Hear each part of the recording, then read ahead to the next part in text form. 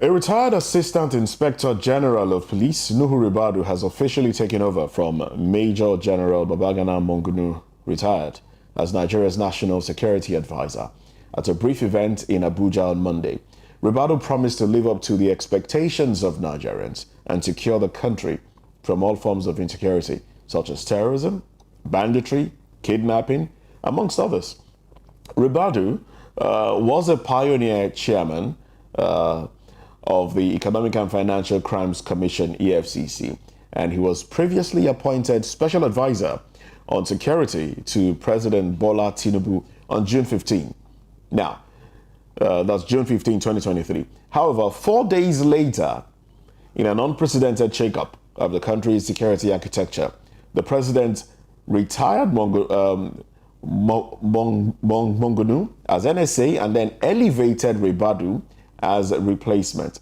Now, in the last 1 week, there have been change of baton in all the security agencies affected with the assumption of the newly appointed heads. Now, let's take a look at the profile of Ribadu. He was born on November 21, 1960 in Adamawa State. He was EFCC boss from 2003 to 2007. Ribadu studied law at the Ahmadu Bello University, ABU Zaria, Kaduna State, from 1980 to 1983, receiving a Bachelor of Law degree. Now, following a year at the Nigerian Law School, he was called to the bar in 1984. He also earned a Master of Law degree from the same university. As EFCC chairman, Ribadu has he was known for prosecuting his own boss, the then Inspector General of Police, Tafa Balogun, who was convicted, jailed, and made to return about 150 million pounds on the plea bargain arrangement. Oh well. Will he hit the ground running? That's the question. Well, I have guests joining me virtually. I have John Akirile, a public affairs analyst, and Murphy Abadoni, a legal practitioner, joining me virtually. Good morning, gentlemen. Good morning to you, and good morning to our viewers this morning. All right, good morning. That's the voice of Murphy. John, good morning to you as well. Thank you for having me. All right, great. Good to have you. Good to have you with us today on the show. Now, the big question will be, can he take on the behemoth that has become insecurity in Nigeria? That's talking about the man, Ribadu. All right, Murphy, let's take your response to this.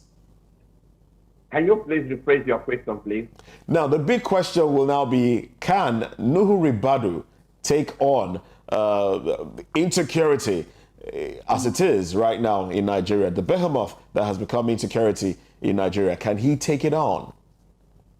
Personally, I have no doubt that the personality of Nuhu Ribadu, considering his antecedents, especially from the Economic and Financial Crimes Commission as the pioneer chairman, would do perfectly well in his new assigned job. Why have I said so? If you remember, the last time I was in your studio, in the course of our discourse, if you remember, I do said actually that persons like Nuhu Ribadu to be brought into this government and to be given a key position in government to handle. These are men who have credibility. These are men who have proven to the people that they can deliver if they are given assignment. These are men who have the interest of country at heart. These are men who are determined to deliver on any assignment given. If you remember, and I went further on that day to say that even the appointment that he was given is belittling of his personality. I don't know if you still remember. I said that the appointment he was given previously, that he was given an appointment, I think, a week or so before this. Yes. I said that appointment was belittling of his personality, belittling of his capability. But good enough, he has been given an appointment that looks more like it now, National Security Advisor. Good one, fantastic one. Kudos to the president. Kudos to those who have made this happen. And I am saying that Nuhu Ribadu as an individual, if you go and check, his records are there at the EFCC. And I can tell you that after he has left EFCC, the record has not been the same. It has been from one issue to the other with the chairman who came after him. And the records, when I mean records, I mean it's achievement. The cases that were prosecuted under his administration were superb. Yes, did fantastically well. Then, I remember during Ribadu's tenure as the EFCC chairman, people would tell you that the fear of Ribadu was the beginning of wisdom then. Because after he left EFCC, that EFCC became like a dog that will only bark and will not bite. And concerning his background too, I must say this is a man who is a lawyer first of all, and a disciplinarian as an individual. A very disciplinarian, a lawyer, and a man who has also been a police officer and a very disciplined police officer at that. So I strongly believe that he's capable. In fact, having him as the head of the EFCC is more like having a square peg in a square hole. So it's going to do fantastically here, and I have no doubt. All right then. All right, so let me come to you now, John. Fighting financial crime is different from fighting insecurity as it is in Nigeria now. Do you think he will be able to fight insecurity the way he fought financial crime during his time at the EFCC? Well, I think it's a bunch of responsibility altogether. Looking at the facts, looking at his antecedents, because you cannot separate insecurity and corruption. Okay? The same way you can't separate insecurity and poverty. They go hand in hand. Okay? They are like subset of each other. So if a Nuhu Ribadu, looking at his antecedents in EFCC and is able to achieve much in that position, have more convictions of criminals and fraudsters, I think to a large extent that will send a signal to the corrupt cabal that there's a new sheriff in town and that there are new orders and policies that would really, help curb corruption in all ramifications. And I was really impressed when you were reading out his profile, and something caught my attention, and that was the duration of his education. Mind you, from 1980 to 1983, he had his bachelor's of law. In 1984, he was called to bar. So it means that it's 3 years. His degree was 3 years. With his MBA, his bachelor's, his calling to bar, 4 years, 1984. Do we still have that in our educational system today? That is something that should be a concern to every well-meaning Nigerian, that if these guys can have their own smooth system of education with good qualities at that time, now that he is at the end of affair, he should use that same opportunity to correct some wrongs so that we can have good old days, just like he did, now that he's in a position as NSA. So I think in coming up, we have good value to the existing work going on, and we can have good achievements from that. All right then. Now, you know that there is more pressure. I'm coming back to you now, Murphy. There's more pressure on the office of the NSA than any other security office in the country. What's the real guarantee that he will succeed where others didn't? Thank you very much. But first of all, my friend there raised an issue that I would also like to talk on, especially for the interest of our viewers. Yes, I actually read that going through his profile, that he studied, he was able to obtain an LLB between 1980 and 1983. But the details of that, I have not been able to get. So for the purpose of this discourse, I don't know, because I know for a fact that a law degree in a Nigerian university takes minimum of 5 years. Law is a 5 years course. So how Nuhu Ribadu was able to secure a law degree between 1980 and 1983, which is a period of 3 years. Maybe at the in course of discussion, maybe I would like to our viewers to be enlightened. Did he go through a direct entry, or what transpired? What made that possible? I think it would be good we enlighten our viewers on that. Then back to your question. I think one thing is very clear here. We are humans, and as humans, we are all not perfect beings. We're not perfect beings. But as humans, we can only judge people based on their precedents. And if you follow the precedents of this man, it's a man who can deliver. I agree with you that the job of a national security advisor probably it's a bit broader. It's a broader assignment compared to the job of EFCC. It's a broader assignment. It's a tougher assignment. But I think I will also like to chip in that considering its precedent and considering the fact that you cannot really separate financial crime from insecurity, which is a major concern for us at this moment. It's a major challenge, a very major concern, and I think the newly elected government knows this, and they have this, and I'm sure it's not far from the fact why they have to bring in somebody like Nuhu Ribadu. But considering, I'm saying here that considering its precedent with the Economic and Financial Crimes Commission, don't forget too that one of the major challenges, one of the major problems we have had in fighting insecurity, when I mean security, I mean terrorism, banditry, and whatever you may call it, is because we have been doing the conventional war with these terrorists, which, whether you like it or not, I will say we succeeded to some extent.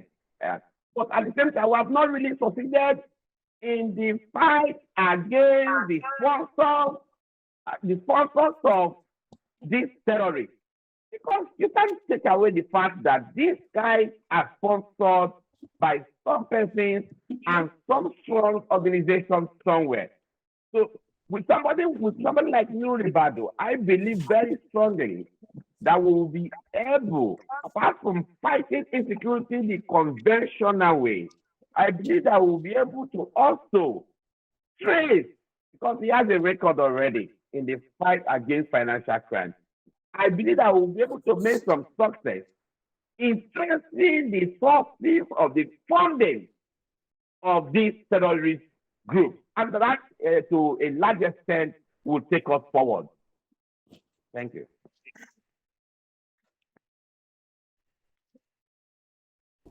Well, he's been applauded for prosecuting his boss, Tafa Balogun, at the time. Now, this is a man that has also basically delved into politics over time. Do you think he will be able to prosecute people who are friends of his going forward as the new, NSA? Will he be able to call them out and go after them? John? I don't think so. I really doubt that. If you ask me if he can prosecute his friends, it's a big question. That is to say, if these people are involved. Go ahead. Okay, let's look at it in this way and in this context, and without missing words or lying to ourselves. It is a known fact that so many people who are friends of the president of today have one issue or the other hanging on their necks. I don't know if you allow me, can permit me to mention. I have names of people that I can mention to you now, who are Go people ahead. that their case files is still with the EFCC. Go ahead. Okay, some of them are senators. Okay, some of them are even just in for Senate president, and their case file is still with the EFCC. And these are bosom friends and allies of the so-called president we have now. And so if the NSA would want to come out in that good capacity of his antecedents, I want to prove himself once again to Nigerians that he's a man of integrity, of impeccable character, and that can deliver on this responsibility that has been given up to him. Then I think he should go and get a book, Stepping on Toes, because that's which is about what's going to happen now. He will step on toes, and not only will he step on toes, he will crush toes. And these toes are some of the toes that also be in the villa. So don't be surprised that toes are about to be stepped upon, because Nuhu Ribadu will surely step on toes, because he cannot tell me categorically 100% of people who are here now do not have one file or the other with the EFCC. But what has been happening is because the leadership itself is political than doing their job, diligently and with responsibility. So that is just what I think is happening now. But with him, is between the deep blue sea and the Red Sea. So I don't know which of the sea is going to absorb. But looking at it, I think toes will be stepped upon, and that is just what's going to happen. All right, Murphy, do you feel the same way? Do you think he will be able to prosecute people and go after people that he needs to go after, regardless of affiliations?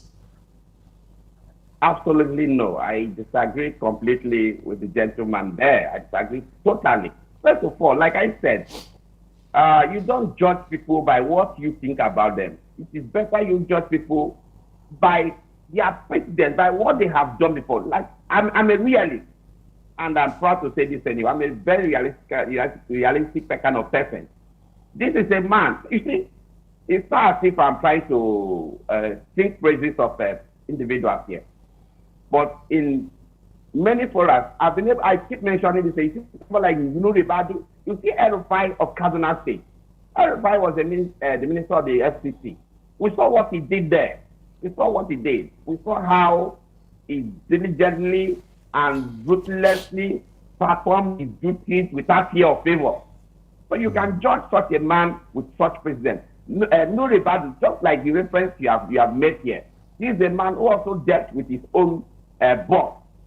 Who also dealt with his own boss when there was need to. So such a man, let's judge him by that. And this is somebody who is not a conventional Nigerian politician. And I think we can all agree with that. Nuhu Ribadu is not a conventional Nigerian politician that you can really say that it's one of those padis of this person. And I must also say this, that because look at Ibori's case. Ibori was highly connected to the government now. So that's why I keep referring to his precedents now. Look at Ibori. Ibori was highly connected. Ibori was so close to President Yar'Adua of then government. Ibori was so close to all the leadership of that time. But look at, Nuhu Ribadu was able to take the bull by the horn and ensure that even when in summer mystic year, because of course, you know what transpired, because of our judicial systems and the way we operate here, he went further. Nuhu Ribadu didn't give up. He went further to work with foreign agencies, foreign security agencies, foreign governments, to ensure that Ibori was brought to book. And you know how that ended. Kudos to him. So I'm saying here that Nuhu Ribadu, from what I have seen, not what I think, from what I have seen, would not look at anybody's face, would deliver perfectly well, except he changes, because human being changes. And I wouldn't judge him by what will happen when he changes. I will only judge him by what has happened, what he has shown so far. All right, so I totally disagree with it's okay that you disagree. It's okay that you judge the man, but let's not forget that security in Nigeria today is largely seen as being politicized. All right, that cannot be taken away. Can he find his way around this? Do you think he can? I'm staying with you now, Murphy. Yes, that is part of what I just addressed. Because like I said, Nuhu Ribadu, from what I have also known about him, he's not one of those desperados now. What makes people not to deliver on their appointments and their jobs is because of desperation, because they want to be friends to the powers that be. They want to always remain in the good books of the corrupt politicians. They want to, while they are on a particular job or appointment, they are also planning to secure another with the next government. But I don't think this guy is one of such. I don't think this guy is one of. And you need to look. Go and study Nuhu Ribadu's background. Go and study his stories. Even while at the University ABU Zaria, he was a radical student. I took my time to study about Nuhu Ribadu and El-Rufai. Nuhu Ribadu was a very radical student, a non-nonsense student, a disciplinarian, somebody who has always stood for the cause of law and for the cause of what is right. So I strongly believe, like I said, I won't judge him by what he will be tomorrow, but by what he will become tomorrow. But I can only judge him by what he has done in the past. And I strongly believe that this guy does not have a problem. All right, then. Coming to you now, John, you do know that fingers have largely been pointed at those in the system as being responsible for insecurity in the country, including oil theft. All right. Where should he start from? Should he probe the past or just go ahead and face the future? I think that's one of the mistakes we've been making. To my brother here, I think we're on the same page. Maybe he didn't really get time to digest what I was saying. Okay? What I'm saying is that Nuhu Ribadu will do his job diligently and he will deliver on the job. And that's why he's going to step on toes. Okay? So we're on the same page. Both of us are on the same page on that issue. So let that be settled. As for the other aspect, I think that there's no way you want to go into the future that you forget your past. You don't forget history. Anybody who forget the history, is doomed. And so it means that if you check the level of decadence and the extent of corruption that we have, you cannot just let it go. You can't let it slide, which means that you must start from the past. All right? And where do you start from? Start from the civil service. Okay? Start from the MDAs. Start from the governmental agencies. Let these people, let Nigerians say first that you are starting the cleaning from in-house. Once you start from in-house, every other person will know that there's a new sheriff in town and there's not going to be business as usual. So in terms of oil theft, who are those who have those interjected pipelines? Who are those who constructed those pipelines? Who supervised it? Who are the traditional rulers in whose community this evil were perpetrated?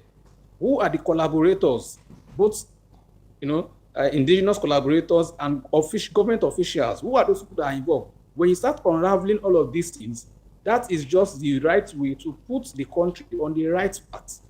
All right? And then from there, we can pick up from there. So if you are saying you want to start from this administration, there's nobody to probe now. You only have just how many appointees, about 8 appointees already. So it means that you must start, who do you want to probe? You want to probe people that have just been elected? No. It means you probe the past governors, immediate past governors. You start from there. Okay? And watching the TV yesterday, I saw where some people were protesting that some governors, yesterday that some governors should be investigated. I think they should start from there. Now that he is even the NSA, he has the overall office that supervises all other security aspects of Nigeria. And so he can use that to his own advantage and to the advantage of the Nigerian population to make sure that due thing is done, and then we can have people who have, embezzled money in the past investigated, not media trial this time around, but I know Nuhu Ribadu, I'm sure of his capacity, and I'm sure he's going to deliver. But that is what we should do, so that present officials that is going to be inaugurated or that is going to be, nominated or appointed, we know that office which you are holding is just for a limited time. And whatever you do, people will call up on you after you must have left, and you can be investigated at any time, at any point in time. With that at the back of your mind, you will come into that office with full responsibility, make sure that you serve the Nigerian people, and any issue of corruption will be avoided so that we can have a great nation altogether. All right, so coming back to Murphy now. Now, with his antecedent as a former policeman, do you think he will pay some attention to empowering the police force, the Nigerian police force, and giving it the teeth it needs to be, to provide internal security, which the Nigerian police force should be doing? Murphy? Yeah, I'm with you. Even if that may seem to be a very difficult task, considering our environment, considering the rot that has been taking place in the police. Even if that is a job, I would have preferred that would have been left for the police, IG, the hierarchies of the police, including the PSC, the Police Service Commission. But maybe, of course, as a former police officer, it could also influence some positive policies in that direction. And by extension, in all of these, I'm also using this opportunity to it is not just enough to give assignments or appointments to capable, but we must also take further steps when they get the necessary support from the central government. In this case, I mean from the presidency. If you give people, because don't forget, Nuhu Ribadu proceeded to a reasonable extent at the EFCC because he was being supported by the man who gave the job. El-Rufai, as the LCT minister, succeeded because he was being supported the presidency. So what I'm trying to say here is that now you have given a good appointment, fantastic, that is good. But the president must also give the needed support to El-Rufai to sustain. To Ribadu, you mean? The issue of the police and their welfare and all that. Okay. It goes beyond what Nuhu Ribadu thinks about them. Because you're also talking about funding and all that. You're also talking about fighting the corruption within the police itself. I don't know if you have been privileged to speak to an average person on the street. The injustice within the police, from the hierarchies of the police to the lower cadets, is massive. It's massive. So, first of all, we need to understand that the police is the enemy of itself, first of all.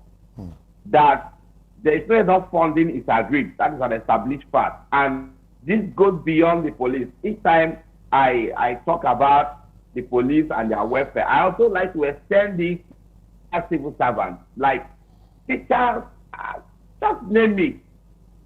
The police, it's a national problem. But now we are talking about the police. And I'm saying that the hierarchies of the police must understand too that they have a major role to play in ensuring that Nigeria has a better police. And one of the ways we can have a better police is to ensure that the welfare of the policeman is properly taken care of. Thank you. All right, then. Thank you very much. And talking about welfare of the police as a means of encouraging them to fight insecurity within their own space, we cannot ignore the fact that the barracks are in deplorable conditions. Now, I'm going to go over to John now. Staying on this matter, as Nuhu Ribadu, as a former policeman, talking about influencing things, empowering the police, do you see a situation whereby he might advise the president to fix up the barracks and further empower the police and ensure that internal security is properly carried out by the police? I'm asking John now. I think if you want to give somebody the custody of a milk factory, you must make sure that even himself, he has good welfare packages so that he does not steal from the factory. And that goes to our security architect. If you want to revamp our security architecture, I think the welfareism of police officers should be number one. They should be well kitted. Please, for God's sake, I hope we'll stop seeing tattered police officers on the road and the street of Nigeria. From their dressing, from the way they kit up. When you look at other police officers of other countries of the world, you'll be motivated, you'll be encouraged to join the police force just by looking at their appearance. But not in our own case. I think that should be addressed first. So the addressing, their kitting up should be, should be top notch. You need to have all that you need to have to make your police work effective and convenient for you. That's one. After they have work and they are going back home, where do they lay their head? So it means that their environment should be conducive for them to read, to relax, to eat, and to have good, mental health. Most of our police officers, sorry to say, their mental health is in a very comatose state. And that's why you see all of these things coming out to them. So I think our police officers are human beings, and they should be treated as such. As a matter of fact, they are part of the prestige that we, as a country, call our officers. And if indeed they are our officers, we should treat them as one. We should have good training packages for them, good welfare packages for them. We should have good housing in terms of accommodation for them. We should have a conducive environment that will make this work easier and smooth for them. I don't know if you can do a survey and ask a police officer, just do a survey generally and ask them, how do they feel when they wake up in the morning? Are they motivated, happy to go to work? The answer is no. Those that can tell you yes are those who are, attached to private politicians, those who are attached to banks or attached to governmental agencies and MDAs, where they know that their money can come from the largesse that their bosses are having. But if we must look at it, those who are really doing the work in terms of the real work are not having enough. And that's why we should look at their salaries. Their salary should be reviewed. A police officer should be well paid according to their level or their cadre in terms of strata and layers. So that should be looked into. Their welfareism should be looked into. Their housing should be looked into. Then when a policeman serves your country for 35 years and after he's retiring, he retires to a room and parlor. Who does that? Who does that in this world? Nobody. How do you encourage other young officers to serve diligently, knowing that they serve your country for 35 years and all they have is nothing, just a salute and tell them to go back to their houses? These are something we must look into if truly we are serious, just like I spoke about education. So if you must encourage the younger police officers, those that are ahead of them, that are retired, what are their retirement packages? Even when they get retired, do they retire? What can we do? Can we find a way of bringing them back into training and development? Can we find a way of incorporating them back into research development? Can we incorporate them back into, building of intelligence in their own locality? These are people that should be part of your security committee, even though they are not men in uniform, but they are still men with expertise, And so there's a way you can, they are retired from a uniform, but they are not retired, which means the government can still make use of their they are, and that can obscure the security of lives and property. But mind you, the person carrying the gun must be motivated. His family must be well taken care of so that he has the assurance that even if I die on this field, I'm sure that my family, my children will not suffer. And that is the sense that we must give back to every police officer in Nigeria today. All right, then, Murphy, now, how would, he will be the first non-military personnel to be NSA. Do you see that affecting his performance? First of all, in addition to what my brother has said so far, I also must chip in this, that as much as we desire to have a better welfare package, a better life, our policemen, as much as we desire to see a smarter and neater, well-fed, well-kitted police officer on the street. Like I told you, I don't like to discuss the issues of welfare in isolation. The Nigeria will become a better society the day you see a smarter, a well-fed, well-taken care of police officer and a smarter, neater, well-fed Nigeria on the street. the day or the moment we have a better economy and a better system, there will be the policeman will have less jobs to do. That is one part I want to establish here. We desire the best for the police, but the moment we have the better economy, the moment our citizens have better living conditions, the moment the minimum wage is able to take care of the people's problems, the policeman will have less jobs to do, and the policeman will enjoy his job better. That is that. Then when you talk about Nuhu Ribadu being the first non-military, I don't know how you put that again. I don't think non-military personnel to be the NSA to head the NSA to be NSA. I don't think that is a fact.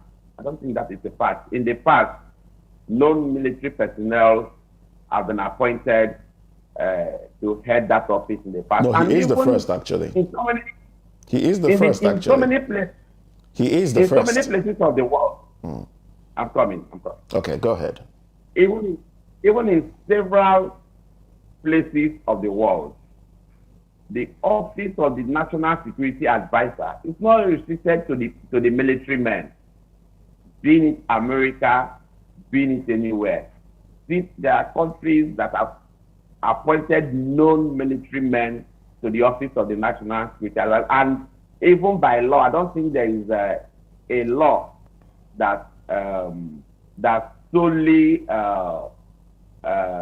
mandates or subject that office to military men or ex-military men. So, personnel. And doing that as it may, fine, it's not a military man, and I don't think those who have appointed him have actually breached any part of our laws. What we need is a man who can actually deliver on the job.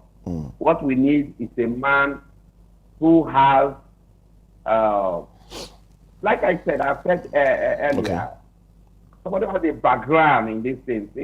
Don't forget, even the police, the paramilitary agency of government, but this is a man who also was in the police and rose to become a very high-ranking officer, you know. And this is a man who has handled an agency of government that was very key and that was also saddled with the responsibilities that has to also do with insecurity of the country. Because there is no way you can talk about insecurity without talking about financial crime. Insecurity is being sponsored. The reason why you have insecurity is because funds are made available to this person. So I don't think that him not being from the military or not having the military background, so to say, is going to be of any hindrance to his performance. All right, then. Thank you very much, Murphy. John, let me ask you the same question.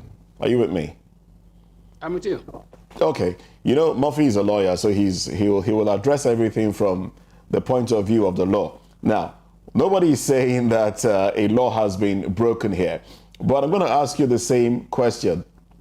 Nuhu Ribadu is him being the first non-military personnel to be NSA.